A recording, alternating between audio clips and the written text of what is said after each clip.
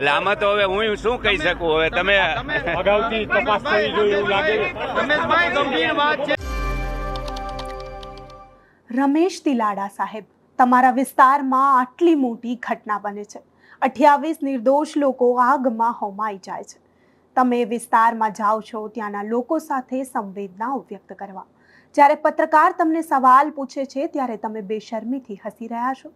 સાહેબ, અમે તમને પૂછવા માંગીએ છીએ, જ્યારે તમારા ઘરનું કોઈ વ્યક્તિ આ ઘટનાનો ભોગ બન્યો હોત તો પણ તમે આવી જ બેશરમીથી હસતા, તો જ્યારે પત્રકારે રમેશ તિલાડા સાહેબને સવાલો કર્યા ત્યારે તે કઈ બેશરમીથી હસી રહ્યા છે તે જોઈએ.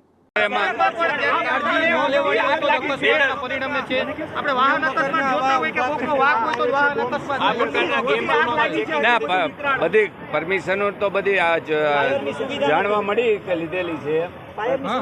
ફાયરની સુવિધા નહીં હોય એ હવે અત્યારે તપાસના અંતે બધો ખ્યાલ આવશે. એટલે આમાં તો હવે હું શું કહી શકું? હવે તમે અગાઉથી તપાસ કરવી જોઈએ એવું લાગે. રમેશભાઈ, ગંભીર વાત છે કે બાળકો ફસાણા છે, બાળકોના મોત થયા છે, કેમ કે બોડી એક તો અમારી સામે છે. ચોક્કસપણે તપાસ પણ થશે અને જવાબદારો ઉપર પગલાં પણ લેવામાં આવશે. તો આવા નિર્દય ધારાસભ્ય પર તમારું શું કહેવું છે તમને કમેન્ટ કરી ચોક્કસથી જણાવજો, તથા અમારી ચેનલ નિર્ભય ન્યૂઝને લાઇક, શેર અને સબસ્ક્રાઇબ કરવાનું ભૂલશો નહીં. આભાર.